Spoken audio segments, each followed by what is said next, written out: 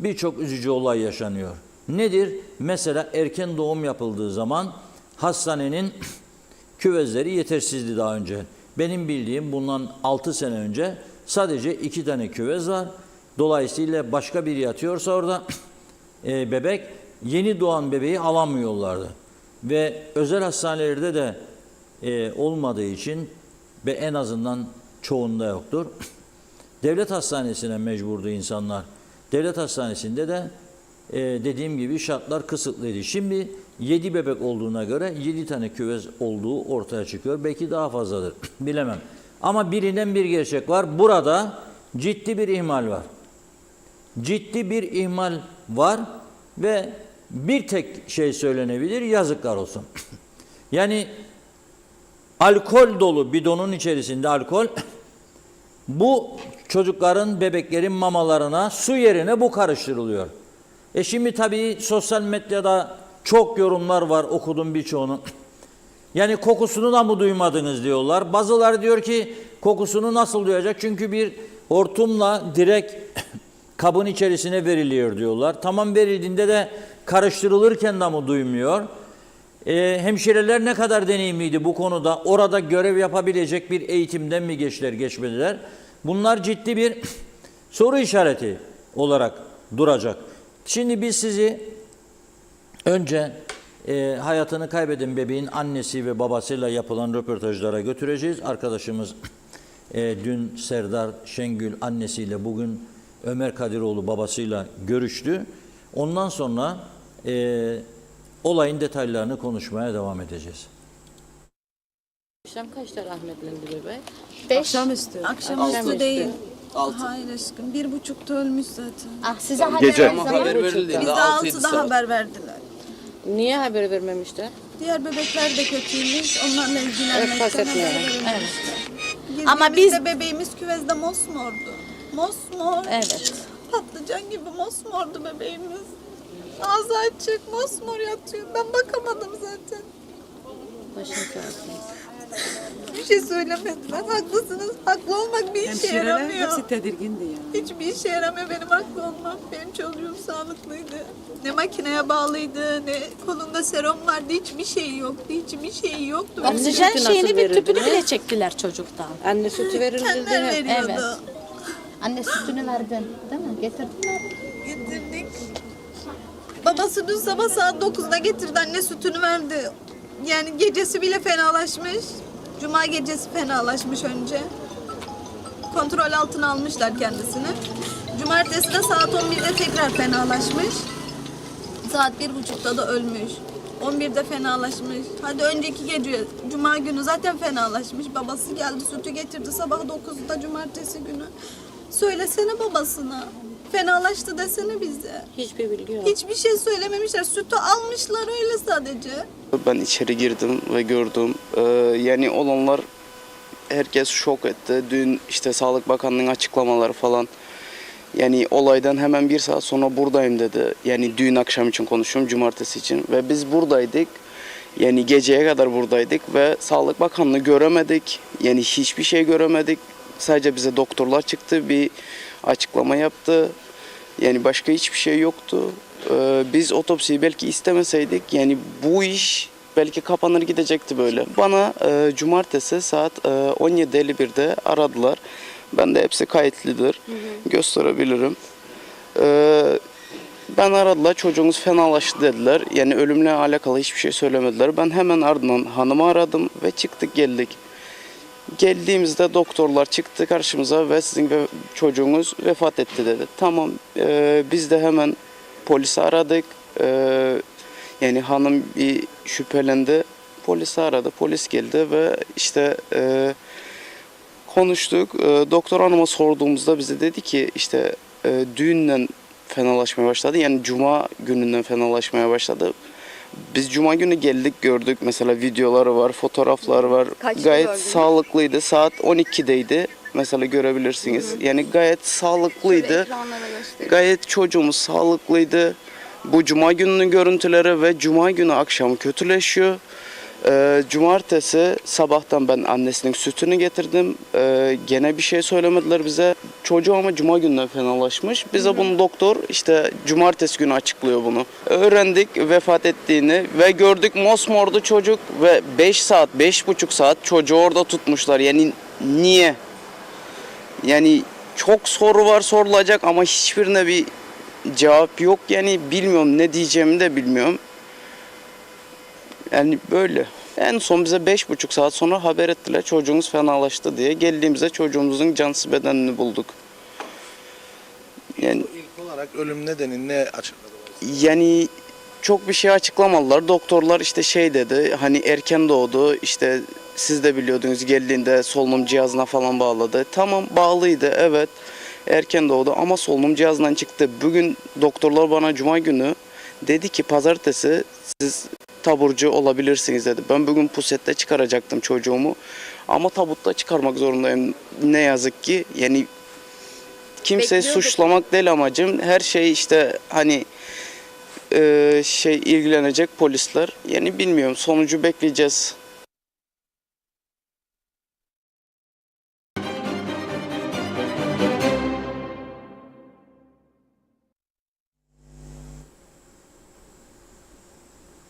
Evet. İzlediğiniz gibi baba diyor ki bugün çocuğumuzu taburcu olacaktı, evine götürecektik ama tapudunu çıkardık diyor ve bugün cenaze töreni de yapıldı. Cenaze töreninden de görüntüler gelecek şimdi ekrana, arkadaşlarımız getirecek. Bu arada tedavi altında olanlar var. İnşallah umut verici kısa bir açıklama geldi Sağlık Bakanlığı'ndan az önce. Durumlarının iyiye gittiğine ilişkin bir kısa açıklama yapıldı Sağlık Bakanlığı tarafından.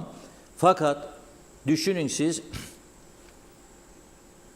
su bidonunda alkol var ve çocuklara mama yaptıkları yerde o alkolün ne işi var? Sularla alkolün aynı yerde bulundurulması nasıl bir tedbirsizlik, nasıl bir ciddiyetsizlik? Bütün mesele İnsan hayatının bizim ülkemizde ciddiye alınmaması. Bu bir. İki, işin uzmanlarına yaptırılmaması. Onu memnun et, bunu memnun et. O bizim delegemizin yakındır, bu bizim partilimizdir, bu değildir. Her iktidar değişiminde kendi yakınlarını oraya koyma. Üç, bizim mezun ettiğimiz hemşireler ne kadar yeterlidir acaba mezun oluyorlar? Bakınız, ben bugün bu bebeklerin ölümünün üzerine programcılık yapıp habercilik yapma ve bundan prim koparma peşinde değilim. Asla da böyle bir düşüncem yoktur. Zaten siz de biliyorsunuz. Siz de biliyorsunuz, devamlı bütün programlarda sağlık konusunu eleştiriyor, gündeme getiriyorum ve birçok insanın Güney Kıbrıs'a kaydığını, parası olanın güneyde şifa aradığını söylüyorum. Ben kendi yakınlarımı da götürdüğümü söylüyorum. Ve daha önce defalarca yine kendi ailemden benim abimin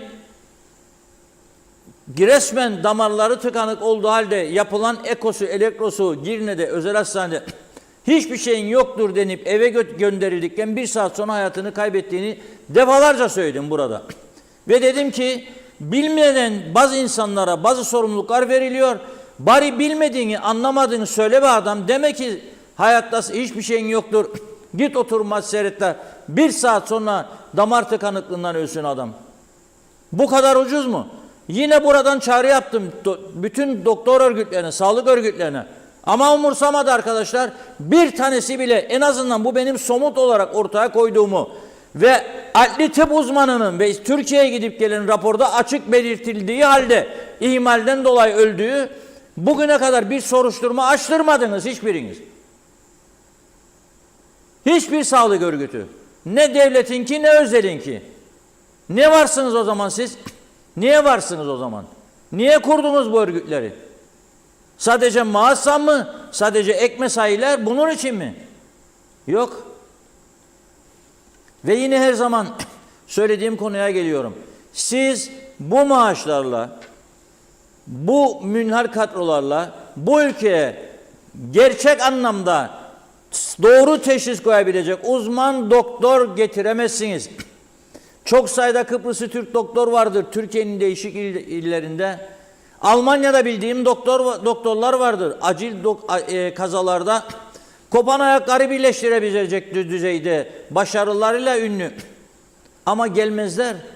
Sen üçlü kararname ile Kıbrıs'ın herhangi bir üniversitesinden gerçek veya sahte diplomayla mezun olana müdür müsteşarlık görevi veriyorsun. Al diyorsun 160 bin lira. Uzman doktor getireceksin. Vereceksin 80 bin, 100 bin lira, 110 bin lira gelmez. Yüzüne fırlatır senin onu.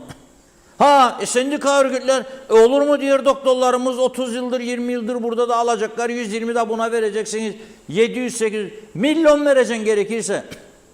Çünkü çok daha fazlası gidiyor. İnsanlar hayatını kaybediyor. İnanın birçok ölüm olayında ya ihmal var ya teşhis koyamama var, bilgisizlik var.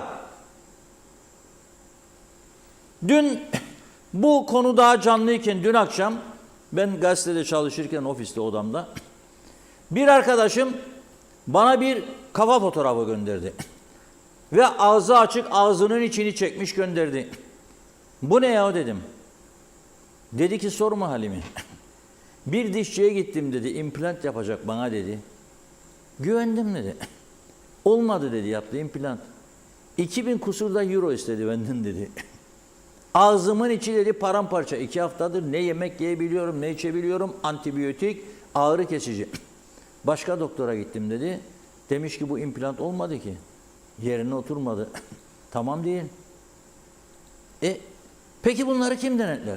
Her dişçi implant yapabilir mi ya? Var mı böyle bir izni? Yok.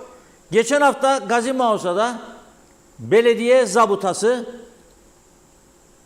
kaçak, yasa dışı güzellik merkezi çalıştırıldığına dair baskınlar yaptı ve 2 ayrı kişiyi tutukladı. Güzellik merkezi diye tanıttıkları yerin fotoğrafları da paylaşıldı. Bir tane küçük odada tamamen hijyen dışı bir yatak ve ufak bir sehpa üzerinde birkaç malzeme. Orada güzellik bakımı yapıyor. Belki de botoks yapıyorlar. Dudak büyütüyorlar. Kaş göz düzeltmesi yapıyorlar. Peki bunların kullandığı bu malzemeler sağlıklı mı değil mi? Ne cezası alıyor? Kapatıyor bilmem kaç parada para cezası veriyor. Serbest. Ya bu ülkede siz 10 kilo et getiren adamı kelepçeli mahkemeye çıkarıyorsunuz. 30 tane avokado getirdi diye mahkemeye çıkarıyorsunuz kelepçeli. Da bu kadar basit midir insan hayatıyla oynamak, insan sağlığıyla? Bu kadar kaçak güzellik merkezi, kaçak dişçiler. İmplant, gel kardeşim sana implant yapalım. İmplant yapmasını bilmiyor, uzmanlığı yok. Gidiyor adam, göğsüme sıkışma var diyor, midem yanıyor diyor. Bir eko çekelim, elektro çekelim. Bakıyor, diyor hiçbir şeyin yok diyor, görüyorum diyor. Halbuki anlamıyor. Anlamıyor, gerizekalı ama anlamadığını da söylemiyor. Adama git diyor sen maçını seyret, yarıda kaldın. 1 saat sonra ölüyor. Ama bunun gibi çok olay. Yani isim vermeyeyim, en yakınımlarımdan biri 2 defa beyin ameliyatına hem de kurul karar çıkardılar. Özele gitti. Bir hale MR'lar çekildi, edildi falan, bok bilmem oturdular. 3 tane doktor bir araydı. Karar verdiler, beyinde alınması gereken parça vardı. Aldım gittim MR'ı Güney Kıbrıs'a. Onu da götürdüm. İlk götürdüğüm doktor hem kalp doktoru. Dedi niye beni nöroloğa getirmedin de kalp doktoruna getirdin? Bu dedim Güney Kıbrıs'ın en ünlü, en çok güvenebileceğin 2-3 doktorundan biridir. O ihtiyaç duyarsa bizi gönderecek. Adam dedi ki önce bir muayene yaptı. Bırak MR'ı dedi. Bıraktık. Dedi ki bu tahlilleri yapın 4 gün sonra gelin bana. Yaptık gittik. Adam dedi MR'ı da inceledim dedi bana. Bir tek şey söyleyeceğim sadece. Bu ameliyata gönderen arkadaş dedi. Doktor mu dedi yoksa şaka eden benimle. Dedim doktor. Bak dedi istediğin nöroloğa da götür ama ben sana bir yazı vereceğim ki yoktur böyle bir şey. Yoksa ben gönderirim seni. Ameliyatlık bir durum yok. bunun dedi D vitamini sürünür. 8 çıktı. Minimum 28 olması lazım. 40-50'de olması lazım. Başı döner, gözleri kararır. Zannetti ki dedi bunlar beyin gidip çekiyorlar. Dedim ama sadece normal kafa MR'ı değil, böbrek altı MR'ı falan filan da çektirdi. Perişan ettiler. Oradan oraya, oradan oraya. Ve sonunda 3 doktor İstanbul'da ameliyata oluyorlar. Merak etme demişler. Burundan girecekler, alacaklar. Kolaylaştı bu iş. Gidiyordu. Onlar da parayı kapsın diye alacaklardı, sokacaklardı burundan. Hiç olmayasın bir şey. Darmadan olacaktı beni. 2 kez aynı durum. 2 kez aynı durum. 2 kez aynı durum. Daha başka çok örnekleri var. Boş konuşmayı sevmem. Çok örnekleri var. İsteyen tıp uzmanıyla da bunları birebir de görüşmeye hazırım. Defalarca söyledim. Bu sağlık örgütlerinin bir tanesi bile telefon açıp bana nedir bu arkadaş bu demedi. Dinlediklerimden yola çıkarak araştırma istemedi. Arkadaş küçümsemiyorum kimseyi. Herkesin mesleğine saygı duyuyorum. Ama bir adam hayatında hiç ameliyat yapmadan gelip buraya ameliyat yapmaya başlarsa ben ona güvenmem. Ama bir adam 8.000, 10.000 ameliyat yapmış. Yurt dışında, büyük şehirlerde deneyim kazanmış gelmiş. Ona daha çok güvenirim. Ona daha çok güvenirim. Sen yeterince uzmanlaşmamış adamları, hele buradan mezun ve hala daha Eğitim Bakanlığı kontenjan koymuyor. Hala da istedikleri kadar dişçi çıkarıyorlar. Yok ortaya çıkan sonuç. Gittim ben bir tane dişçi okudan. Dişçi mezunu veren yere. Onu da söyleyeyim kendimle ilgili gene. Ya o çıkan dişi yapıştır dediler. Kayseri'ye gidiyormuş çocuk. Babası kliniğini hazırlamış. Aşk babada geliyorum ben diş doktor oldum demiş. Aile bayram yapıyor orada. Ulan dedim sen benim dişi yapıştıramadın da. Nasıl bakacaksın insanlara? Gülüyor çocuk. Nasıl bakacaksın oğlum dedim. Ve şimdi bu hemşirelerin kaç senelik ne uzmanlıklar olduğunu bilmiyorum, suçlamak da istemem. Ama ortada ciddi bir ihmal var. Bugünkü mahkemeye gideceğim. Ama bakınız, hemşireliğin ne kadar önemli olduğunu anlatmak için boş konuşmayalım, gerçekleri konuşalım. 13 Aralık 2012'de ben Kıbrıs Gazetesi'nde hemşire Jahinta'nın acı ölümü başlıklı bir makale yazdım. Köşe yazımla. Şimdi şöyle bir olay oldu. İngiltere'nin şimdi kralı değil mi King Edward? Onun adını verdikleri hastanesinde çalışan 46 yaşında hemşireydi Jenica. O günlerde Cambridge Düşesi Kate Middleton'un hamilelik durumu vardı. Ve King Edward Hastanesi'ne kaldırılmıştı. Ve bütün İngiliz gazeteleri, İngiltere öyledir. Yani bilenler bilir. Mesela Prenses Diana ile ilgili hala anı şeyleri çıkarırlar, büyük para kazanırlar. İngilizler böyledir. Prenses doğum yapacak, para kazanırlar. Bütün dünya akın eder. O çıkardıkları eşantiyonlardan satanlar, bardaklar, rozetler, kalemler, bilmem neler. İngiliz böyle. Yani her şeyi ekonomiye bağlar sonunda. Akıllı adamlar. Şimdi kanaması var mı yok mu? Bütün İngiliz basını gibi özellikle İngiltere ile yakın ilgilenen ülkeler, Amerikan basını, Avustralya, Kanada falan, Commonwealth ülkeleri bunun peşine düşerler. Nedir durumu? Kanama var mı? Çocuğu düşürecek mi, edecek mi falan.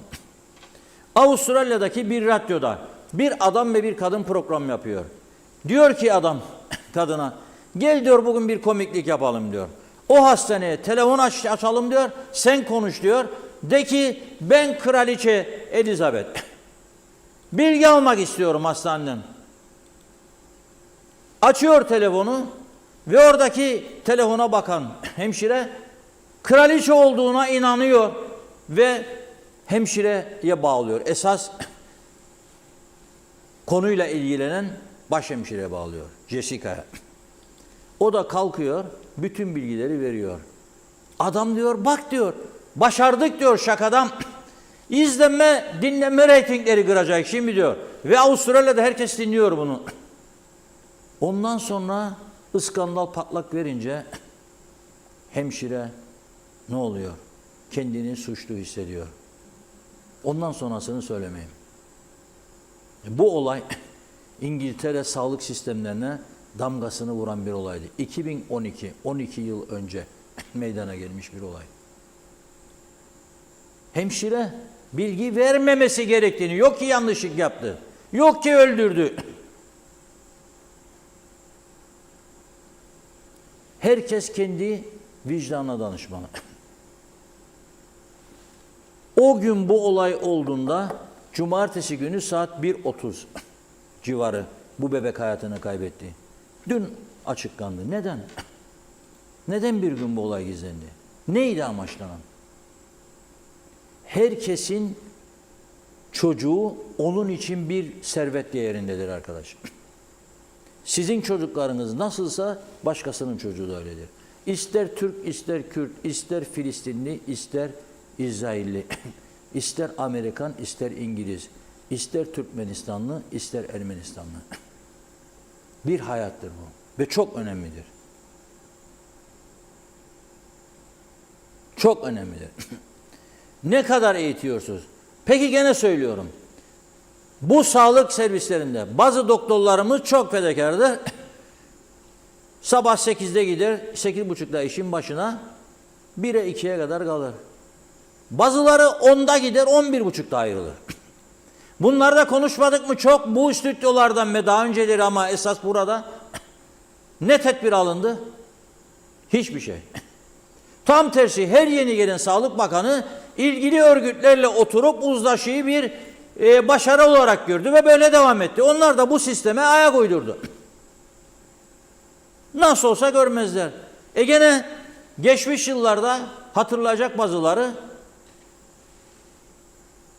maaş bugünkü parayla konuşacak olsak 122.229 Türk lirası, ek mesai de 122.229 Türk lirası. Ama hiç ek mesai yapmamış. Saat 9.30'dan önce hastaneye gitmemiş, 11.30'dan sonra da hiç kalmamış. Bunlar da sorgulanmadı. Bunlar da açıklandı, gazetelerde çıktı. İsim olduğu yerde kaldı. Tam tersi sağlık teşkilatına saldırı, doktorlarımıza güvensizlik, hemşirelerimize. Devam edelim. Benim anam 3-4 defa yattı çıktı hastanede. Babam da öyle. Babamı da gene ihmalden öldürdüler hastanede. Adamın kanı bitti, doktor bey gitmedi. Hayattadır o doktor şimdi. Ona kırgınlığım öteki dünyada da devam edecek.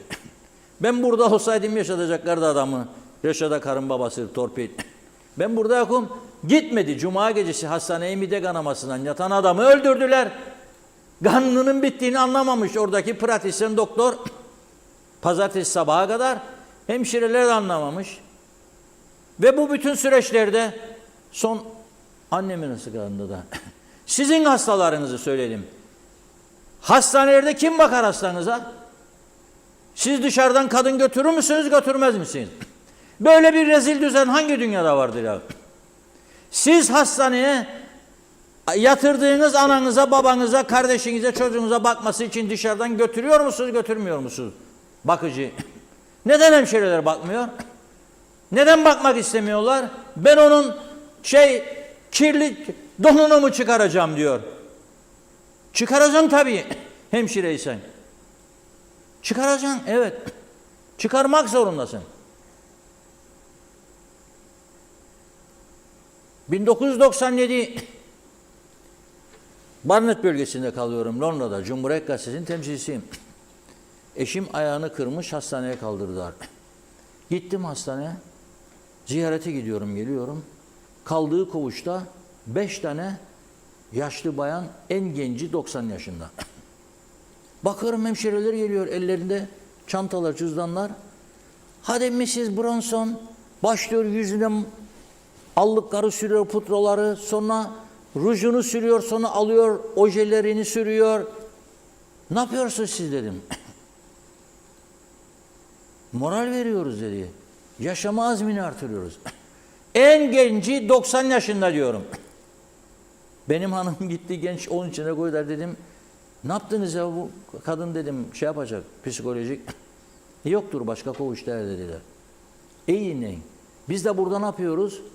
Ailemizden herhangi biri hastaneye düştüğü zaman Allah düşürmesin. Allah düşürmesin hiçbirimizi, hiç kimseyi. Nasıl çıkacağın belli değildir onun içinden. Nasıl çıkacağın belli değil. Bu olaylarla ilgili bugün birisi yazdı bana. Bir eski kadın Sağlık Bakanımızın döneminde bizim çok iyi tanıdığım, Allah iyiliğini versin, Bilge Hanım'ın, Bilge Nevzat Hanım'ın, Asil Nadri Bey'in kız kardeşinin damadı olduğunu yazdı bana. Bu konularda uzman biriymiş. Rum kesimine de bu gibi durumlarda, bu acil durumlar, ilaç falan ayrımı, bakım üniteleri bilgisayarda programlar yapmış. Bizim o dönemin bakan hanıma gitmiş, demiş ki ben para ihtiyacım yok, çok iyi gelirlerim var. Kurayım bizim hastanemize de böyle bir sistem demiş. Yardımcı olmak isterim. Cevap alamamış kendisinden. Her şeyin en iyisini bizde bakanlar bilir ama hiçbiri de bakmasını bilmez. En azından büyük bir çoğunluğu. Bakmasını bilmez. Ama bakandır. Ve kimseye de danışmak istemez. Çünkü onun onuru kırılır. Ne ya, ben burada boşuna mı koydular beni buraya? Ben karar vereceğim. Veya onun danışacağı en önemli insanlar sağlıkla ilgili örgütlerdir. Onların uzmanlıkları ne kadardır bilemem. Kaç tanesi uzmandır ya da. Neler yaptılar o korona sürecinde, memleketi ekonomikman mahvettiler. Acil durum hastanesi sonunda Sayın Erdoğan yetişmese ve bu Ercan'ı işleden beyefendiye yaptırmasaydı 35 günde acil durum hastanesi de olmazdı. Ayaklarını yere vurdu dönemin Sağlık Bakanı. Yaptırmam da yaptırmam derdi. Düşünün. Şimdiden meclisi süründürür bazı arkadaşlarıyla. Bu ülke budur. Bu ülke budur. Nerede yaşadığımızı bilmek zorundayız. Ve bu ülkenin de bu mevcut sistemle, yani arkadaşlar demokrasi çok partili şey, sağlar 4 parti, sollar 8 parti, daha başbakan seçecek, o kurdu koalisyonu kuramadı, halk da onu seçecek. 2 metrelik oy pusulasına vurduydu vurmadıydı, karıştırdım meçhim mi vurdum, 3 mü vurdum mühürü, kuşa vuracaktım, güneşe vurdum galiba. Bu sistemin hiç uzmanlık sahası olmayan adamlar milletvekili seçildiğinde bakan olacak, o benden daha iyiydi diyerek, hangi bakanlığa koyarsam beni koy, partim bana emir verdikten sonra bu görevi ben ekonomi bakanlığı olurum, çalışmada olurum, dışişlerde olurum, bilmem ne de olurum. Ne güzel be. Neden başka ülkeler sizin gibi zeki adam bulamıyor? Anlaşıldı şimdi. Neden sürünüyor bu insanlar? Çünkü sizin gibi zeki adamlar bulamadılar diye sürünüyorlar. Bunların hiçbirini tartışmasan, ondan sonra çık benim karşıma, sadece bugün bu olay oldu mu herkes ağlasın sızlasın. Hele sosyal medya patladı. Herkes bir tarafta uzman, bakıyorum. Arkadaş, hepimiz suçluyuk deyin be bari. Burada bağırdığımızda insan öldü gitti. Hiçbir suçu yokken, bir şeyin yok, televizyon seyrettin mi? Hiçbiriniz kendi yakınlarınıza dokunmadı diye sesiniz çıkmadı. Hiçbir örgütten ses çıkmadı. Sadece para menfaat oldu mu grevler kapıdadır.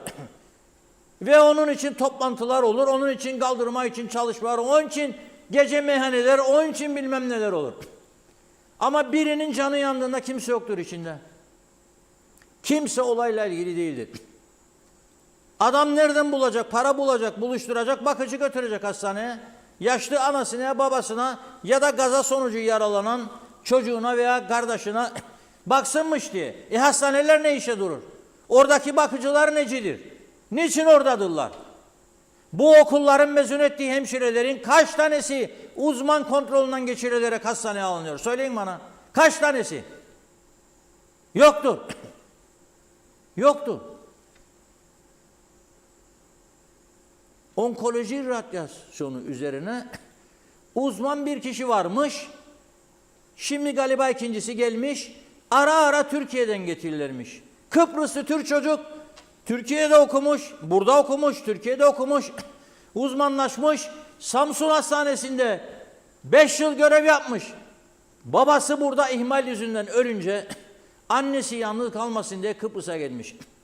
Defalarca bunlara gitmiş görmüş. Bir gittiğinde başka bir bakanın müsteşarı, 2 gittiğinde başka bakanın müsteşarı, 3 gittiğinde o onu bir müdüre, o da onu başka bir kişiye veriyor dilekçeleri. Çocuk kimse bakmıyor suratına. Sonunda bir tanesi diyor sen niçin teknisyenliğe müracaat etmedin? Benim diyor uzmanlık saham bu. Bu devlet bana para verdi, beni okuttu. 5 senede uzmanlık kazandım. Çok aranan bir insanım, çok başarılıyım. Ve ihtiyacınız var. Ara ara getirirsiniz. Kimse aramadı kendisini. Sonra çocuk dedi ki ben gitmek istemem anamı bırakıp. Gitti çocuk çalıştı, çabaladı. Öğretmen sınavlarına girdi, kamu sınavlarına. Öğretmen kolejine girdi. Bitirdi şimdi öğretmen. Ama esas mesleği hastanede de ihtiyaç varmış. Almadılar, almazlar. Çünkü o göreve gelenler ve onların getirdikleri belki sıfatında doktor yazar ama gerçek anlamda bir doktor değildir. Yani doktordur ama doktordur. O kadar. Biz sağlık servislerini yönetmek farklı bir şeydir. İşletmecilik ister, geniş tecrübe ister. Kaç ülkede gidip uzmanlaştınız? Kaç ülkede deneyim kazandınız? Neler becerdiniz, neler gördünüz, neler getirdiniz? Her gelen bakıyorum. Biz işe profesyonel anlamda bakıyoruz. Paydaşlarla bilmem ne yapacağız, toplantılar falan filan. Ondan sonra böyle kitaplar çıkıyor, devlete ödediyorlar paralarını. Sonra ömrümüz yetmedi, biz bunları uyguluyoruz. Ama neye uygulayacaksın ya? Neye uygulayacaksın? Ya pansuman yapmasını bilmeyen hemşireleriniz var. Bunun kitabı mı lazım ve paydaşlar mı lazım bunun için? Pansuman yapmasını bilmeyen, iğne yapmasını bilmeyen, bazen giden hastaya tarihi geçmiş iğne yapan hemşireler var, doktorlar var. Bunlar da gördük, yaşadık hastanede. Özel hastanelerin kaç tanesini denetlediniz bugüne kadar? Hangi günlerdir raporlarını açıklayın bana. Kaç tane ama yok bugünkü Sağlık Bakanı için söylüyorum. Gelmiş geçmiş hepsi için söylüyorum. Kaç tane hastaneyi rutin olarak ne zamanlar denetlediniz? Kaç tanesini sorun buldunuz? Kaç tanesini çok iyi buldunuz? Söyleyin bana bakayım, merak ediyorum. Ya o 2 aylık bebek özel hastane. Sabah saat 2'de gidiyorum. Bakıyorum zorla serum takacakmış. Yabancı uyruklu Pakistanlı tıp öğrencisiymiş. Dedim ne yapmaya serum takıyorsun buna? Bize söylenen budur. Her gelen hastaya serum takacak. Çekil bu oradan dedim. 2 yaşında çocuk, 2 aylık çocuk. Bulamıyorsun damarını, öldüreceksin çocuğu. Yeni yaşadığım olay. Ya serumu taktırmadım. Sonra uzman çocuk doktoru geldi. İyi ki bırakmadınız kendini dedi bana. Tamam ama herkes benim gibi olmayabilir. Herkes oraya gitmeyebilir. Babası anası kuzu kuzu oturdu zaten. Heyecandan titriyordu onlar üzüntüden. Ben gitmeseydim. Bakıyorlar gözlerini kapatıyorlar. Çocuk bağırıyor. Bulamıyor ama serum takacak. İyi ki bulmadı. 2 aylık bebek. Yahu her şey dökülüyor. Size kanıtlı bir şekilde Sağlık Kurulu raporuyla beyin ameliyatı için gönderileceğini kanıtlayabileceğim yakınım var. Rum tarafından da kağıdım vardır ki böyle bir şey yoktur. Ve aradan 3 yıl geçti, son derece sağlıklı. Sonra 1 yıl önce gene aynı numaralar. Gene D vitamini düştü, ihmal edip almıyor D vitamini. Benim başım dönüyor, acaba doğru muydu, var mıydı? Gel git bir daha. 2 ayrı doktor, 3 ayrı doktor. Üçünden de kağıtlar yoktur diye. Ya biraz insan düşünür, yani ayrı devlet istemek, eşitlik, egemenlik savunmak, Kıbrıs Türk halkının mücadelesi demek, her şeyde uzmanlaşmış olduğumuz anlamına gelmez. 100.000 kişinin sağlık hizmeti ancak bu kadar olur. Yapamazsan bunu iyi bir anlamda özelleştireceksin, ya bilen insanlara bırakacaksın gelip hastane kursunlar modern. Ama denetleyeceksin ciddi bir şekilde. Bu böyle olmaz ki.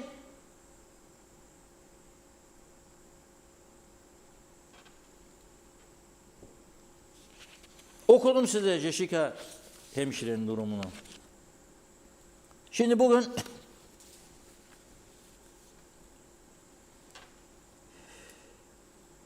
Acil Durum Hastanesi'ndeki hemşireler Çağrı Şah, Ayşe Durak, Güler Atlar, Kezban Yaman ve Meryem Altunterim erken saatlerde bugün Lefkoşa Kaza Mahkemesi'ne çıkarıldılar.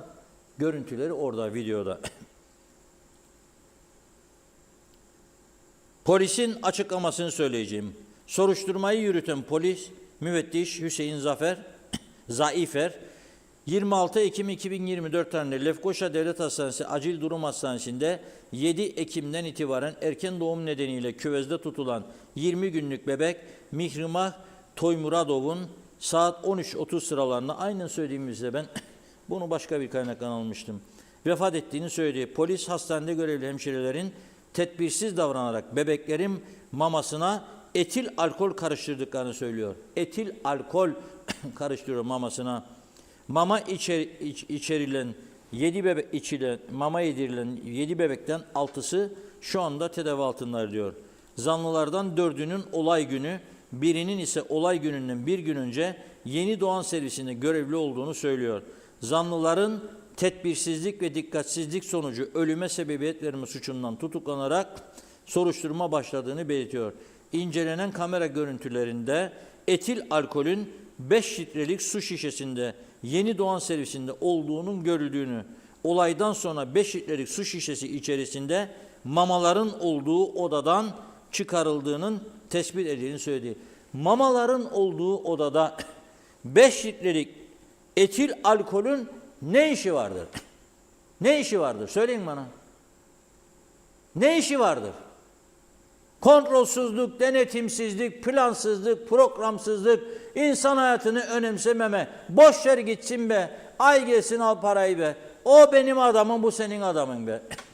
Olay budur. Budur.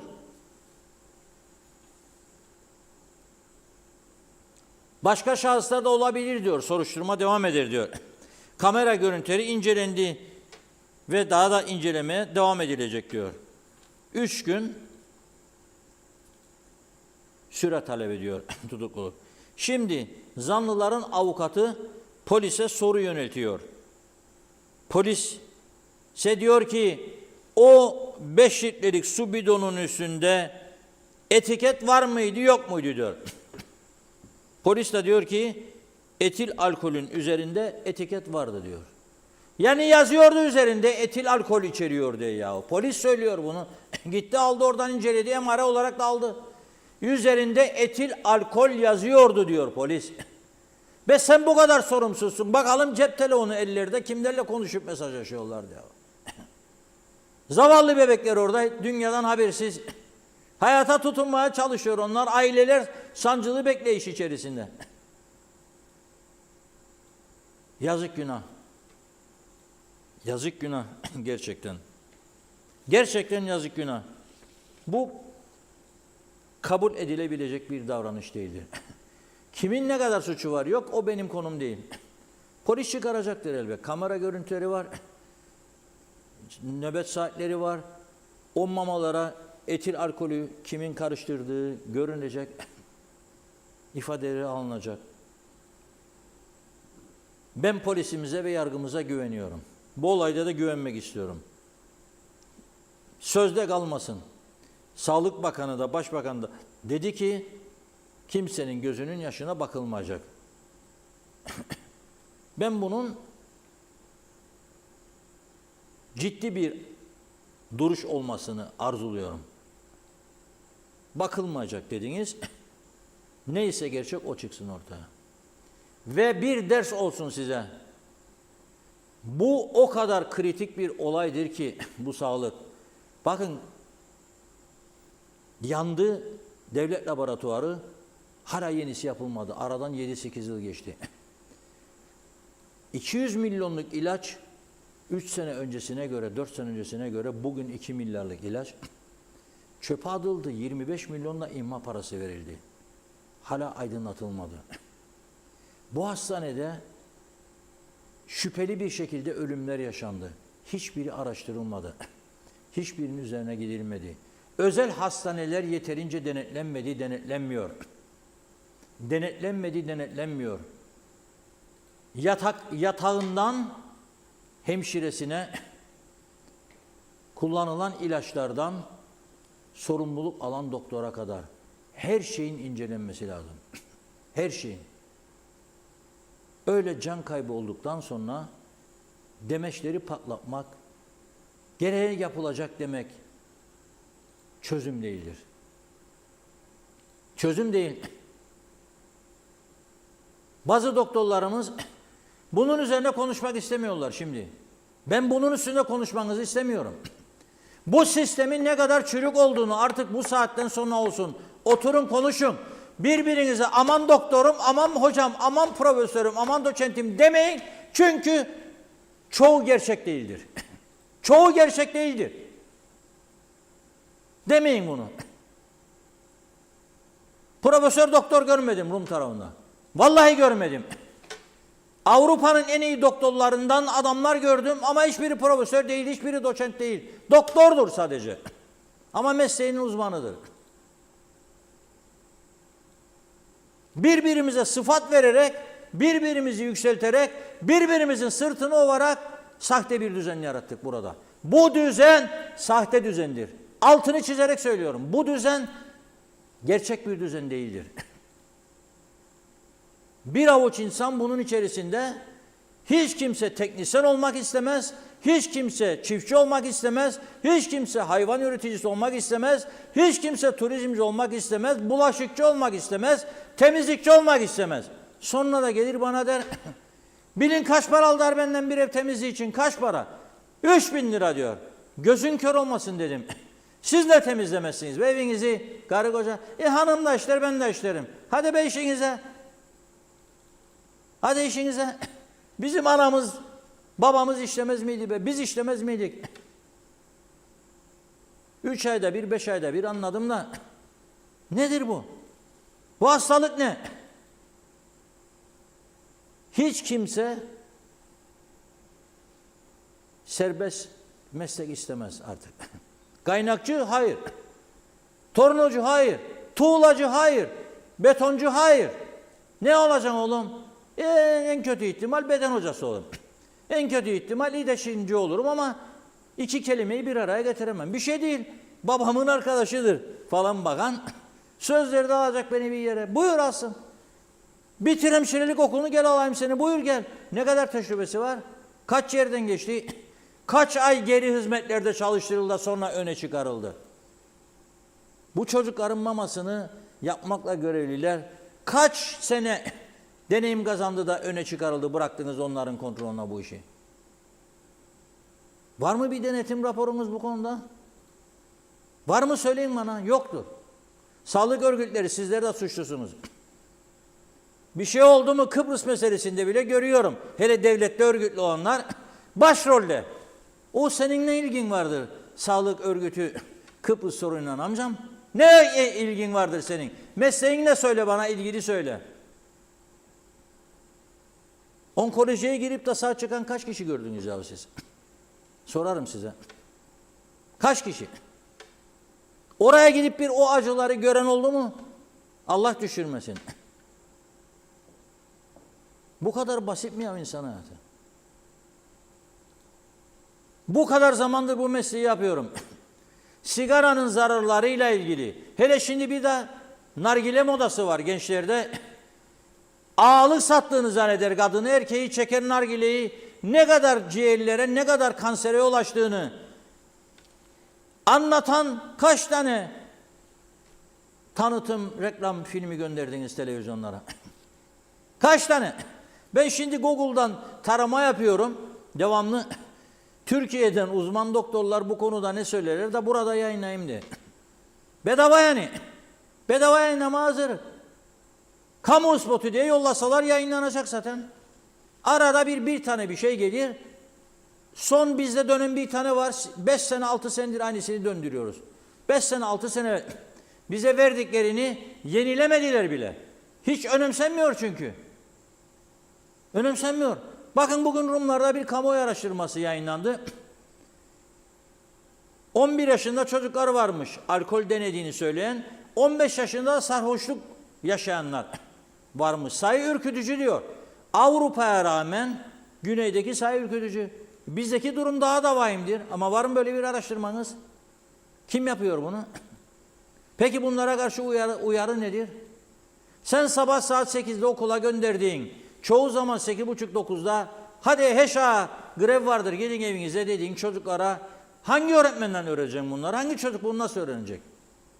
Veya 8'de başlayıp 12'de 12.30'da bittiğinde nasıl öğrenecek? Bunu söyleyin bana siz. Hani nerede kamu spotlarınız? Habire nargile kafeler açılır. Habire bilmem normal kafeler, sigaranın biri söndürülür, biri daha kalır. Elektronikmiş, bilmem elektronik olmayanmış. Ama öldürüyor. Kanser patlaması var. Kimin umurunda? Kimin umurunda? Ondan sonra genç yaşta gitti zavallı. Arkada kalanlar ağlıyor. Acısını çekiyor bu işin. Uyanın ya, uyanın biraz. Uyanın biraz. Her şey makam yarışı olmasın hayatımızda. Her şey daha çok para kazanma, daha çok ihtişamlı yaşam olmasın. Biraz önünüzü görün be. Sağınıza solunuza bakın. Ben açıkça söyleyeyim, bu skandalla karşılaştığımızda dün çok şaşırmadım. Çünkü sağlık servislerimizi yıllardır yerden yere vururum, toparlansınlar diye. Onları iteklemeye çalışırım ama maalesef. Maalesef. Maalesef. Ailemin durumudur diye öne çıkarmak istemedim abimin durumunu. Öldüğü gün 62 yaşındaydı.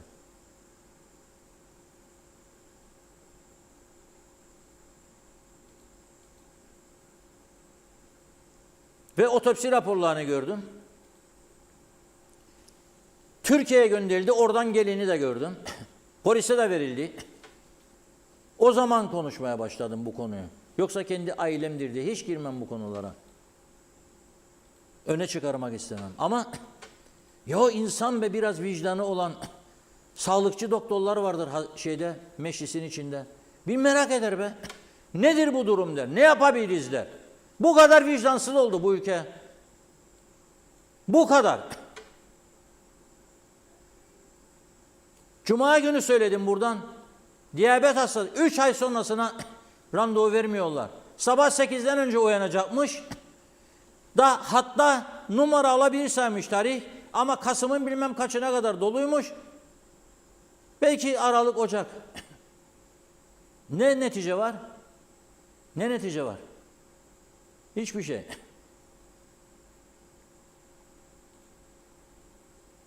Evet, buyurun Funda Hanım. Hızlıca başlayalım mesajlarımıza. Çok yoğun. Hüseyin Noroğlu, Şenol Tatlıcıoğlu, Zeliha Adaman, Zarif İnce, Raif Özyanık, Fikret Gönlübol iyi yayınlar diledi. Erol Topçu, Rahme Beyoğlu, Hüseyin Boşnak, Erdal Yarkın'da, Ahmet Yaşar İzmir'den selamlar, Yaşar Erbağuz'da Karşıyaka'dan selamlar. İsmet Sencer harikasınız demiş. Celal Harun, bu ülkede sorumluluk sahipleri için istifa diye bir uygulama yok sayılıyor. Hiçbir konuda ne olur bir yetkili sorumlu çıkıp da bu sorumluluğu yükleniyor ve istifa ediyorum demiyor. Bugünkü 20 günlük bir bebek ihmal yüzünden öldü. Cinayettir demiş. İsmet Sencer yazıklar olsun. Hasan Bahçe, bebeklerin ailelerine provokasyon yapıyorsunuz diyen özel kalemin de derhal görevden alınması lazım. Mehmet Uluçaylı, sağlıklı alkolün nasıl kokusu olmaz? Bu bile isteye yapılan bir cinayettir. Hemşireler şifa vereceğine bunun olması çok üzücü. Sağlık Bakanı derhal istifa etmeli.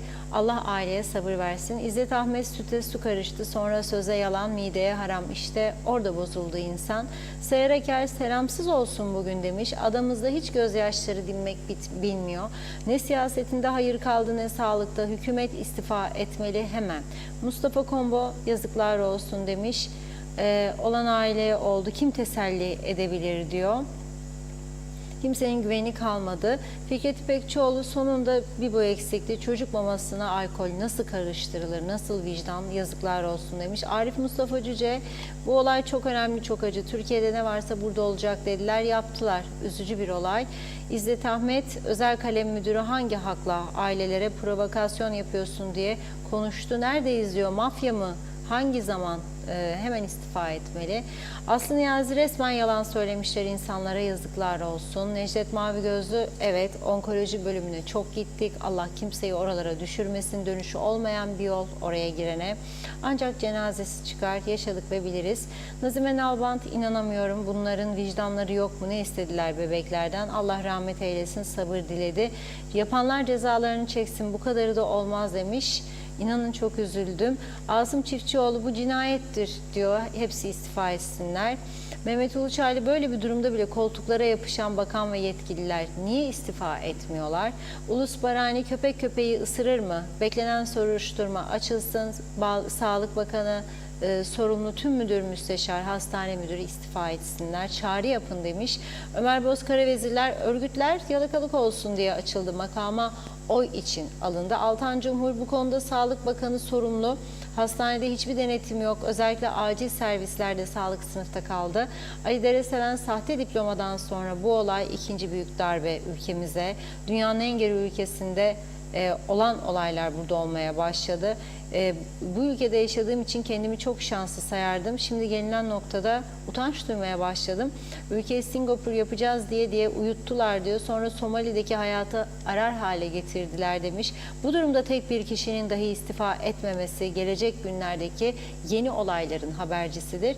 Beren Erkmen Kufi, mevsimlik işçi alımı durdurulsun. Bu saçmalık başlayınca kamu mahvoldu. Cemil Kurç, hemşireler nereden veya hangi üniversiteden mezun oldu? Ben hiç şaşırmayacağım diplomaları sahte çıkarsa demiş. Serdar Cesurer, Mustafa Özcan, Ergün Yahat, Handan Felek, Fevzi Mehmetçioğlu, Caner Aspava'da iyi yayınlar diledi. Abdurrahman Albayrak, hangi hastane denetleniyor? Tüp bebek merkezleri denetleniyor mu? Sağlık Bakanı'nın görevi nedir? Kaç tane hastaneye gidip de denetleme yapılmış? Mehmet Bakkaloğlu, o doktorlardan biri, benim amcamın oğlu. Hacettepe Üniversitesi Genel Cerrahi bölümünü bitirdi. Şimdi şu an Çapatıp'ta başhekim yardımcısı. Kendisi böbrek nakli yapıyormuş. İnsanlara şifa veriyor. Yaşar Aracı, balık baştan kokar. Sağlık Bakanı dürüst mü? Doktor olduğu zamanlarda parayı peşin almadan ameliyat yapmazdı. Nasip Fikret Asilkan, bebeklerin sinir sistemi gelişmiş olmadığı için alkol verildiğinde kendi kendine nefes alma kapasitelerini ciddi şekilde etkiler. Oksijensiz kaldığı için de morarır. Allah rahmet eylesin. Sorumluların hesap vermesi gerekir. Zehra Konaç, dikkatsizliğe, düzensizliğe, umursamazlığa yeter. Alper Ali Güllü, ülkem ne günlerden geçiyor. Her gün vahim olaylara devam, yazıklar olsun demiş. Ali Cevat, Diyalog Gazetesi'nde Vatandaş Konuşuyor sayfasında okudum. Hocanın başından geçen okul yıllarında anne okula çocuğunu gönderirken öksürük şurubu veriyor. Sınıf öğretmeni de öğleyin bir kaşık şurup içmesi için veriyordu. Bu konuda tebrik ederim. Erhan Yapıcıoğlu, başımızdaki vatan millet Sakaryacılar hasta olduğu zaman gördünüz mü birisini bilerek Nalbantoğlu'na gittiğini? Fikret İpekçioğlu, kola para kazanmaya bazı doktorlar alışkanlık haline getirdi. Hastaları kobay gibi kullanıyorlar. Mehmet Bahadır, üzgünüm, devlet hastanesine bakın. Bir hasta yatırın. İlk soru, hastanın yanında kim kalacak? Acaba başka ülkede hastanın yanında kimse kalamaz. Başhekim, başhemşire viziteye çıkıyor. Herhalde görmüyorlar demiş. Hasan Nihat Erduran, ehliyetli birisi acaba dizel benzin kokusunu fark edebilir mi acaba? Üzgünüm, herkes işinde profesyonel olmalı. Hata yapanlar kovulmalı. İş bilenler kamuda çalışabilmeli. Yakup Romi, ülkede her şey bitmiş. Sağlık, eğitim, ekonomi, hukuk. Denetimler zaten yok. Herkes kafasına göre fiyatlandırıp halkı soymaya devam ediyor. Buna rağmen tık yok. Herkes koltuğuna sarılmış. Umrunda değil ama külliyemiz var. Son hızla inşaata devam. Yazıklar olsun bu anlayışa. Mehmet Zeki Yıldırım, Kubilay Özkıraç elektrik borcundan dolayı Maliye Başkanlığı'nın elektriğini kesti diye mahkemeye verildi. Hala mahkemesi devam ediyor. Orhan Aslan, vekiller kendi koltuklarını garantileme peşinde koşarken hukuk dışı meclis başkanı zorla seçtirmeye çalışırken devlet kurumları gelişigüzel idaresizlikten boş bırakıldığı için ciddiyet beklemek de hayal gibi bir şey olur. Mehmet İnancı, vakaları gören yeni aileler çocuk doğurmaktan vazgeçerler. Mustafa Mania, söyleyecek bir şey bulamadım demiş. Altan Cumhur, bu hükümet en kötü hükümet. En erken zamanda istifa etsin. Aslı Avunç Sönmez, bir de eczaneleri denetsinler, devlet eczanelerini. Eczacılıkla alakası olmayan kişileri koymuşlar. İsmail Bükülmez, hata yapan sağlık çalışanı doktora meslekten men cezası verilmediği sürece bu skandallar bitmez diyor. Düzgün doğru çalışan sağlık çalışanları ve doktorları ayrı tutuyorum. Memleket yönetilmiyor, her taraf dökülüyor. Ferda Şentip, Hastanelere hasta bakıcı almaları lazım diyor. 74'ten önce bildiğim kadarıyla hasta bakıcılar vardı, pembe önlüklü hatırlarsanız, ama maalesef şimdi yok. Fatma Baysal balık baştan kokar demiş o da. Başlar suçları örtbas etmek için yolları aşındırırsa halk ne yapsın? Turgay Gezen ifade ettiğiniz gibi ek mesai konusu istismara açık. Hastaneler, sağlık ocakları da dahil. Şahsen birçok uzman doktorun ağzından bu istismarların yapıldığını duydum. Tüm ek mesai ile ilgili tüm beyannameler inceleme altına alınmalı. İTA amirlerinin onayına kesinlikle güvenilmemeli demiş. Ne yazık ki bilerek isteyerek göz yumuyorlar diyor. Maliye Teftiş İnceleme Kurulu acil bu olaya el atmalı. Fikret Gönlübol sorumlu bakan niye istifa etmiyor dedi, o da görevden alınmıyor. Fatma Baysal sustuğumuz her olay çığ misali tepemize yığılır. Mehmet İnancı skandallar sonucunda bu hükümet edenler istifa etmeliler mi yoksa göreve devam mı etmeliler? Görüşünüzü açıklayın demiş. Metin Erdemel 2000 yılında sol elim kesildi, tendonlar dikilmedi. Güneyde Yorga Şamiş'i beni ameliyat etti. O günkü nöbetçi doktor Hakan Dinçürek'ti. Kenan Gülbaş, annem babam senelerle hastanede, hasta bakıcılara para yetiştiremiyorum diyor. Handan Felek ağzınıza sağlık demiş. Celal Harun, ülkede sağlık sistemsizliği nedeniyle öldü bebek. 6 çocuk aileleri travma halinde. Acınızı anlıyorum diyor ölen çocuğun ailesine Sağlık Bakanı. Bu acı anlaşılamaz. Ateş düştüğü yeri yakar. Sadece hemşire ihmali olarak değerlendirilmemeli. Sağlık sistemindeki sistemsizliği yaratanlar sorumluluk alıp gereğini yapmalı. Ateş sadece düştüğü yeri yakmaz demiş. Vicdanı kalbi olan herkesi yakar. Raif Özyanık mükemmelsiniz usta. İsmet Ezel KKTC çöktü diyor. Bir iki mesaj daha aktaralım.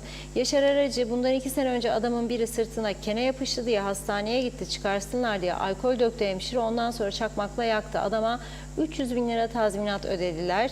Fatma Baysal, iyi ki izin vermediniz diyen doktor değil mi serum takın diyen. Kimse hatasını kabul etmiyor, sorun bu. Ömer Basu Karavezirler, sizleri dinlerken sosyal medyaya bakıyorum demiş. Ersin Tatar, Ünal Üstel Ataoğlu hala çıkıp lafazanlık yapmaya devam etmeye ne yüzleri kızarır ne istifa ederler. Bütün kabahat onlarda değil, bizlerdedir demiş. Onu okuduk. Mahmut Karagöl, ilk önce rahmetli olan bebeğe Allah rahmet eylesin. Sözün bittiği yer, çok üzgünüz demiş. Sebep olan en ağır cezayı alsın diyor. Evet, Ali Özgünel, Reşat Bey yürü de korkma demiş. Zannederim artık zamanı geldi politikaya girme. Benim düşüncem bu. Solcu olarak başkanlık sistemine geçilmesini istiyorum. Baybars Özcömert'i de okuyalım. Sağlık çalışanlarının başındaki sorumlu kimse derhal bu işi bırakması gerekir dedi. Çok mesajımız var. Yine devam edeceğiz. Teşekkür ediyoruz. Buyurun Reşat Bey. Evet. Özelden de çok mesaj var. Teşekkür ediyorum. Rejideki arkadaşları da uyarmak istiyorum. Ben nargilenin ve sigaranın zararlarından bahsederken yayında nargile reklamları pompalıyorlarmış sosyal medyadan. Buna dikkat edin arkadaşlar. Orada görürsünüz mutlaka bunları. Yani buna dikkat ediniz çünkü uyarıyor beni arkadaşlar. Size de fotoğrafını gönderdim.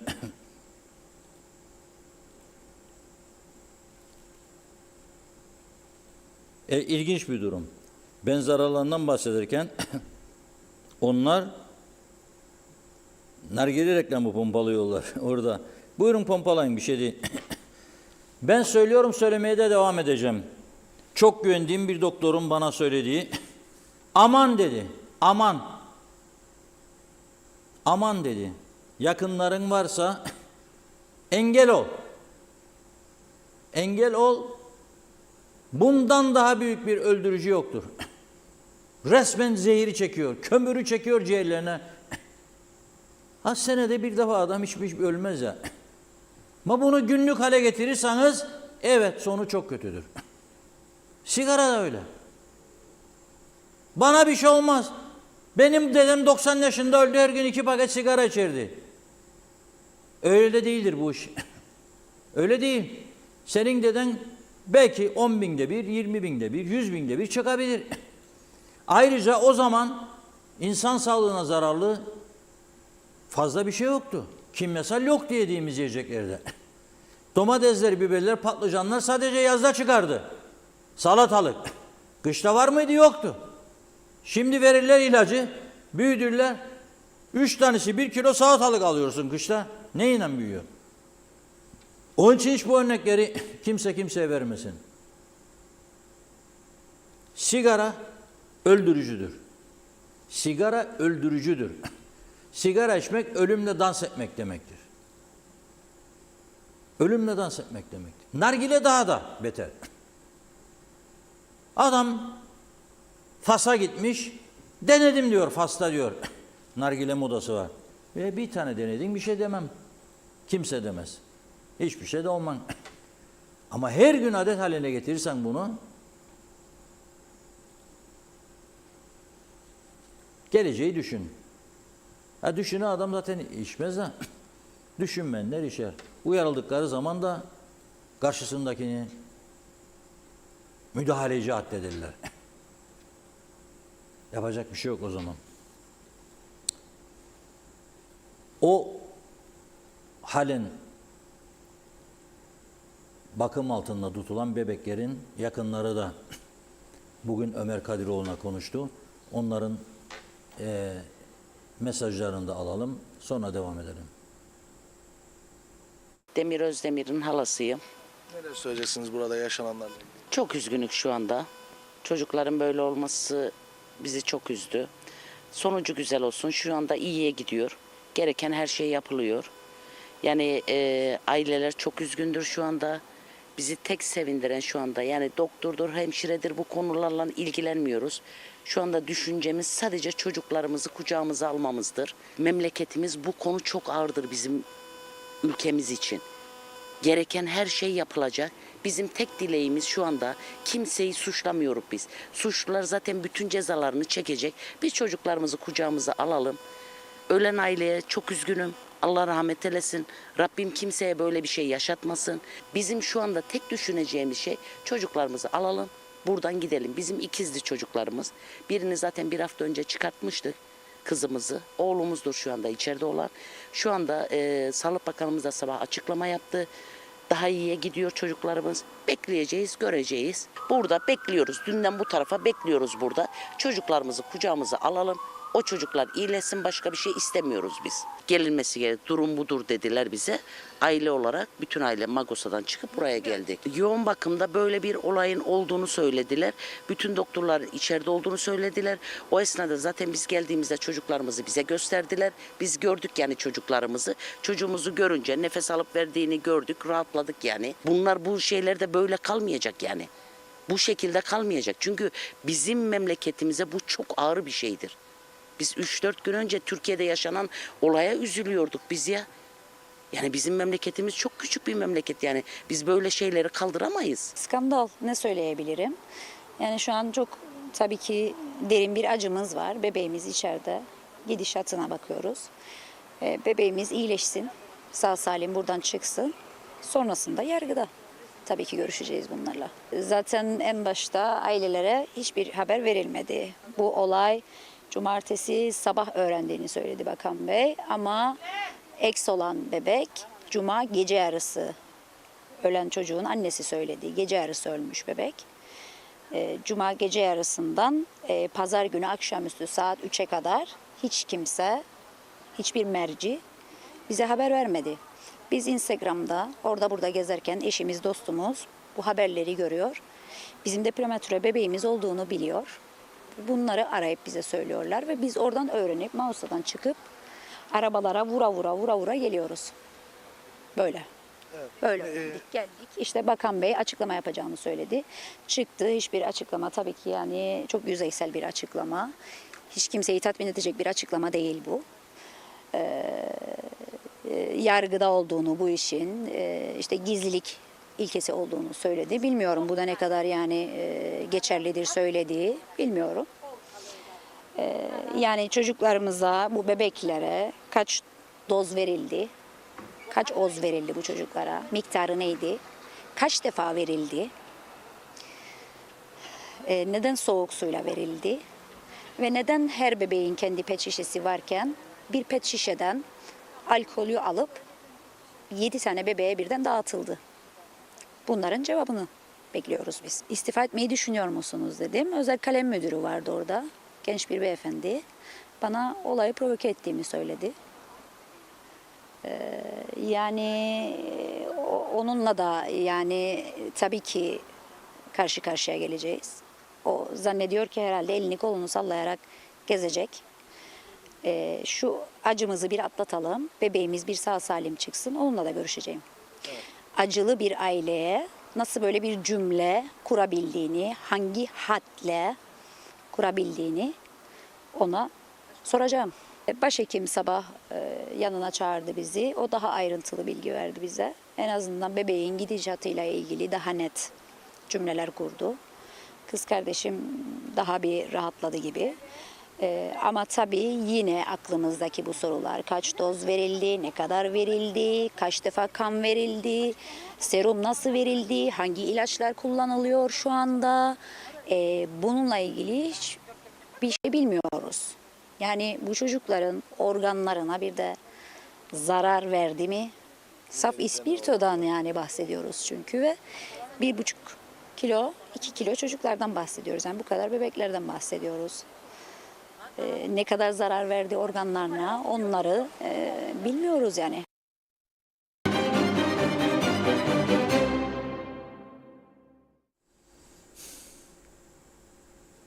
Evet, tekrardan bütün ailelere geçmiş olsun dileklerimizi iletiyoruz ve geçiyoruz Yüce Meclis'e. Memleket ne halde? Yüce Meclis ne halde? Yüce Meclis bugün saat 10'da toplanacaktı. Fakat gecikmeler oldu. Bazı örgütler meclis dışında eylem yaptı, hükümeti istifaya davet etti ve erken seçim çağrısı yaptı. Ama bu arada Yüce Meclis de 13.50'de Ziya Öztürkler'in başkanlığında toplandı. Aldığımız bilgiye göre 27 sayı ile açıldı. Meclis Doktor Faiz Sucuoğlu ve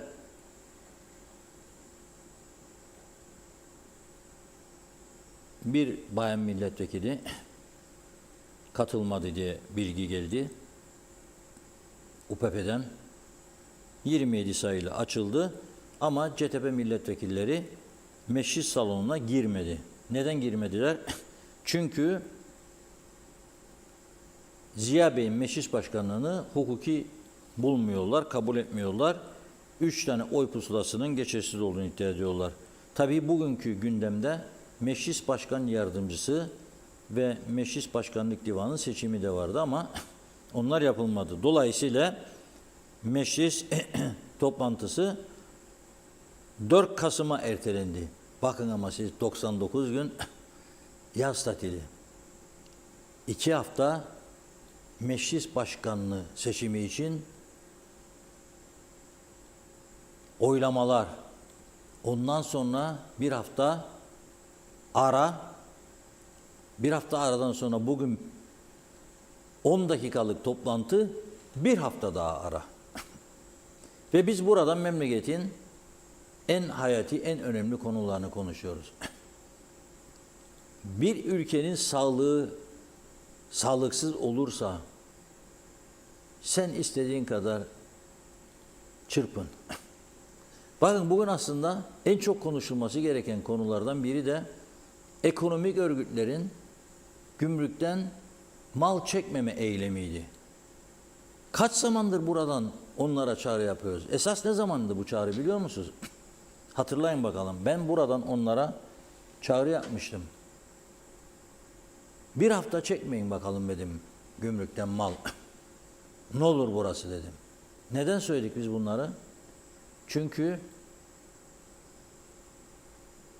kapıları kapattılar uzun süre, açmadılar. Yeni kapı açılmasına karşı çıktılar ve ülke ekonomisini darbelediler. Halen bugün ülke ekonomisi darbeleniyor. Ben dün kısa süreliğine güneye geçtim. Bir baktım dönerken her 10 arabanın 7 tanesi gene Rum plakalı. Adamlar geliyor çatır çatır. Benzinini, mazotunu dolduruyor ve geri gidiyor. Ve sen her 1000 liralık benzin koyduğun depodan 300 lirasını maliyenin kasasına aktarıyorsun. Bunu onlar da biliyor. Bile bile geliyorlar ucuz olduğu için. Çünkü orada da ekonomik durum iyi değil. Orada da 27 bin çocuk fakirlik sınıfındadır. Yeterince doymadan yaşıyorlar. Yeterince beslenmeden yaşıyorlar. Aman Allah'ım bizim çok üstümüze değiller ya. Ama orada düzen var birçok açıdan. En azından parasız tedavi olabiliyor. En azından ilacını devlet veriyor. En azından hastanede bulmadığı ilacı dışarıdan alabiliyor. Hastanede tedavi görmezse özelden tedavi alabiliyor. Özel hastaneden tedavi alabiliyor. Ameliyat olabiliyor özelde. Ödüyor devlet çatır çatır. Tıkır tıkır işleyen bir sistem var. Biz bugün onları konuşamadık. Eylem yapmışlar, kimsenin haberi bile olmadı neredeyse. Ekonomik örgütler. Meclis de bu durumda. Ve Tufan Erhürman nasıl izah etti bu durumu? Yani meclise girmemeyi. Çıktı, meclis dışındaydılar, girmediler içeriye. Ve bu konuda kısa bir açıklama yaptı Tufan Erhürman. Dedi ki, biz meclis başkan yardımcı için aday göstereceğiz. Ancak meclis başkanlığı seçimi usulüne göre tamamlanınca bugünkü durumu biz usulüne uygun görmüyoruz dedi. 13 sendikada meclis önünde erken seçim talebiyle eylem yaptı. Kıtamız, Kamuiş, Kamusen, Kıtöz, Kıtööz, Deviş, Kopsen, Elsen, Basınsen, Bessen, Gütsen, Daüsen ve Daübirsen. Bir Daüsen var, bir de Daübirsen var. Bir de Daüsensen olsun mesela. Daüsensen olsun mesela. Olabilir.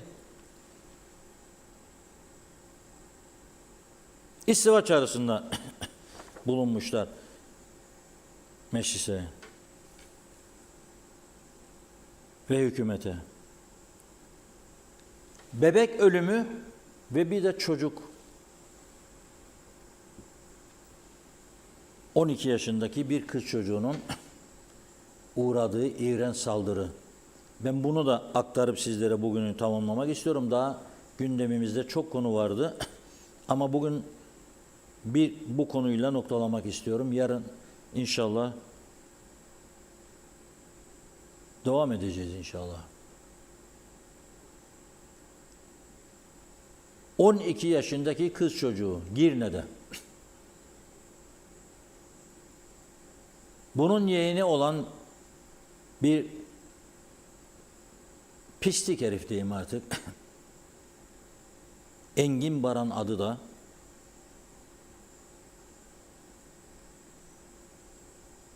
Bu 12 yaşındaki çocuğa yapmadığı ahlaksızlık kalmamış. Cinsel tecavüz dahil.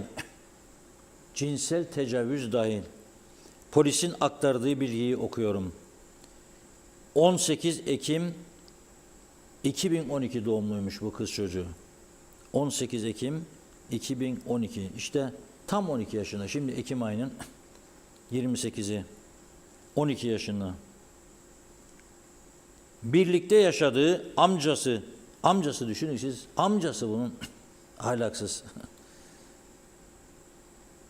Gidiyor çocuk ve anlatıyor yapılanları.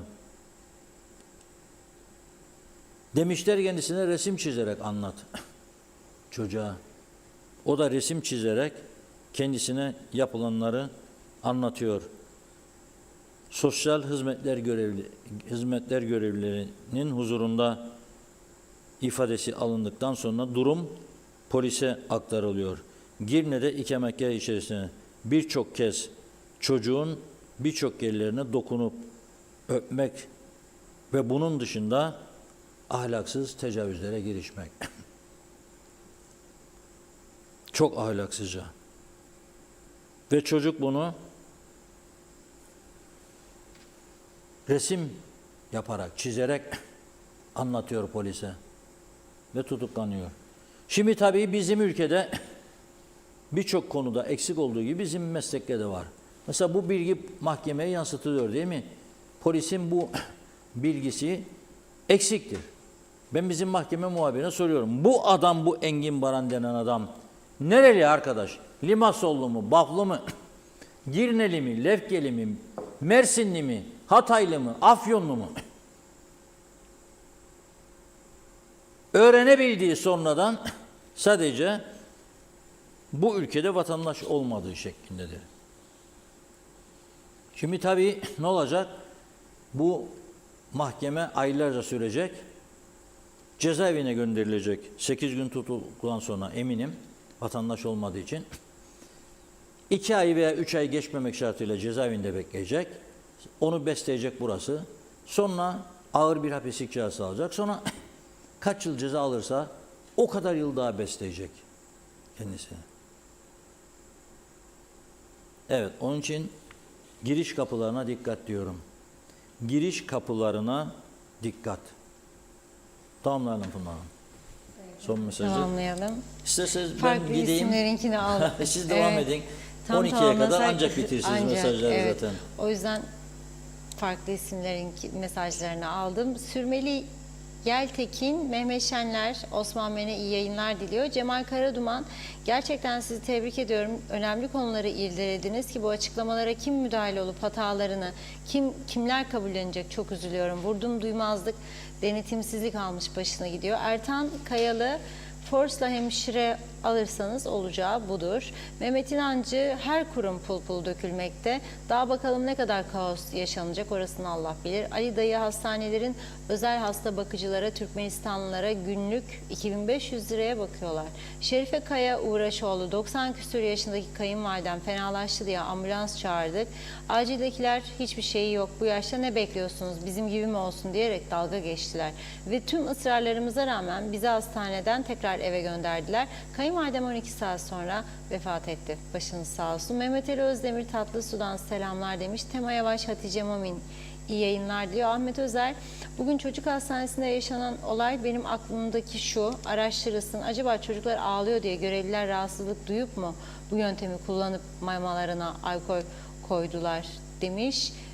Bence dün taburcu olan yeni doğan çocuklara hemen test yapılsın. Önceden acaba onlara da böyle bir şey yapıldı mı? Kalıntı vardır herhalde diyor. Emine Mülayim, hastanelerde hemşireler bakmaz. Niçin dedim. Paralı bakıcılarımız var dediler isterseniz. Gerçekten çok kötü. Param varsa insan tutacak. Nerede bu denetim diyor. Sıkı denetim olması gerekir. Masum çocukları su yerine alkolü verdiler. Ayırt edemeyen bir hemşire çok yazık demiş, bu kadar bilgisiz. Zehra Sencer Karpaz'dan sevgilerimle diyor. Osman Ordalı, her sorun halının altına süpürmeye alıştı bu toplum. Hüseyin Kaya Erdal, süpersin Reşat Bey, helal olsun senin gibi adama. Ayşe Güner Mertcan, 23 yıl dünyaca tanınmış bir iş yerinde görev yaptım. Görev başında cep telefonu taşımak veya kullanmak yasaktır. Londra'dan Güner Bey'in mesajıydı bu. Selim Maliki, sisteminiz batsın yazmış. Handan Felek, ölen ölsün umurlarında değil. Ali Rıza Kavaz, Sayın Akar, doktorlara verilen doçentlik, profesörlük, bunun tek sebebi milletten daha fazla muayene ücreti alabilmeleri için. Ömer Bozkara, vezirler 2018'den beri buraya, ülkenin üzerine çöktüler. İşe soktukları da kendileri gibi. Tanıştığım bir subay bana bundan 1 yıl önce acilde sıra beklerken torpille başkalarını almaya başlayan sorumlular ve hemşirelerle tartıştı. Sağlık Bakanlığı'na şikayet etti, hiç ses yok. 2 hafta sonra Sağlık Bakanlığı'nı arayıp şikayet dilekçesi verdim, dönmediniz dedi. TSK'lı subay olan arkadaşım, sizleri TC Sağlık Bakanlığı'na şikayet ediyorum dedi. 15 dakika sonra dönüp aradılar diyor. Demem okey, birçok hemşire doktor makam görüp kendilerini bir şey sanıyorlar. Mehmet Allah Kerim, hemşirelerin geri hizmet deneyimleri değildir mesele. Mesele başı bozukluk, denetimsizlik, hemşirelerin gece nöbetinde uyuma sevdaları, çocukların ağlaması rahatsız etmekte diyor, uykularından etmekte. Mesele çürümüşlüğün en yukarıdan en aşağı kadar sirayet etmesi.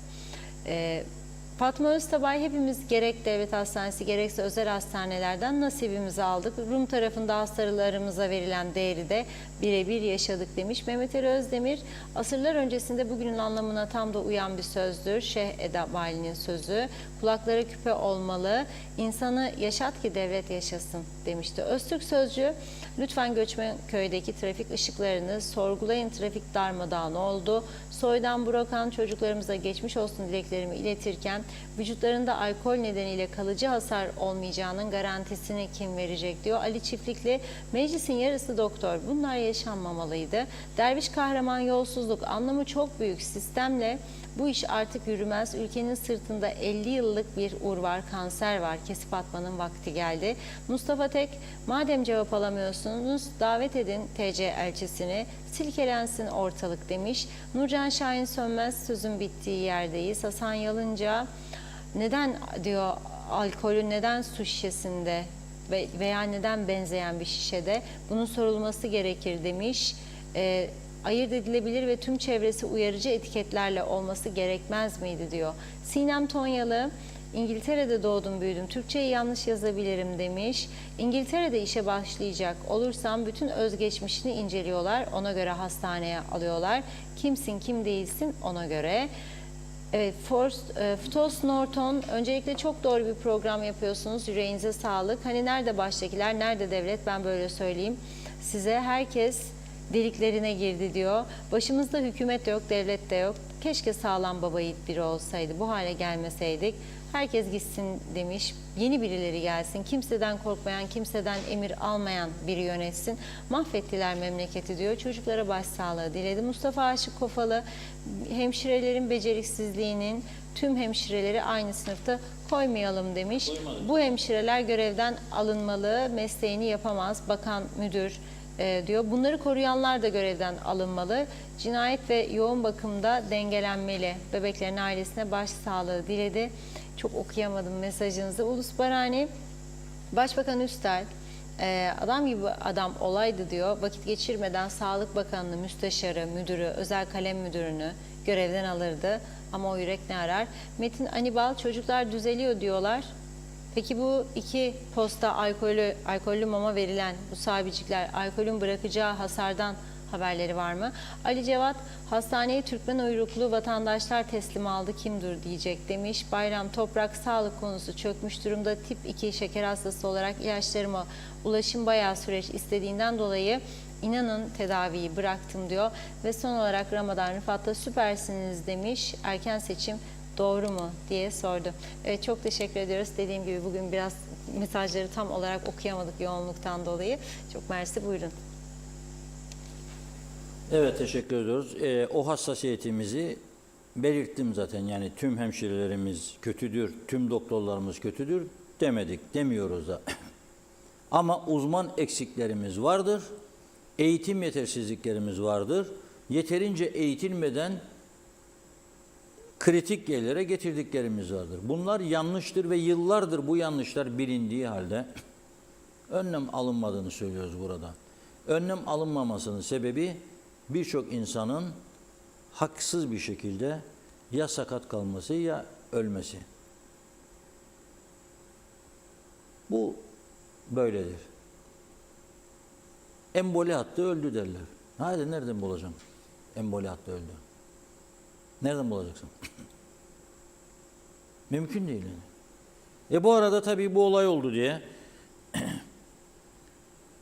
Eğitim Bakanlığı'nın talimatıyla bazı okullarda eğlenceler iptal edilmiş.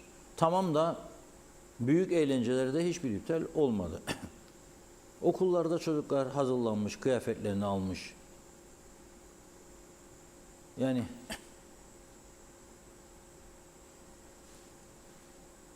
onları niye engelliyorsunuz? Büyük bir olay, büyük bir acı. Hepimiz bu acıyı paylaşıyoruz. Allah'tan rahmet diliyoruz ölen bebeğe, ailesine başsağlığı diliyoruz. İnşallah değerleri sağ selim, hasarsız bir şekilde oradan çıkar. Ama diyorum ki birçok hizmet sektörü aslında devletin kuruluşları ele alınmalıdır. Fakat bu mevcut düzenle, bu parlamenter sistemin bu yapısıyla, her milletvekili olanın bakan olma kavgasıyla yürütülen bu sistemle hiçbir şeyi düzeltemeyiz. Kamu da düzelmez. Kamuda da düzeltemeyiz. Kamuda çok iyi çalışan var, bakar çoğunluk çalışmayınca ne be ben miyim enayi der. O da çalışmak istemez. Evet, bugünlük bu kadar. Yarın inşallah maşallah güzel haberlerle birlikte oluruz. Teşekkür ediyoruz. Tamamladık sevgili izleyenler. Yarın yine aynı saatte görüşmek üzere. İyi akşamlar.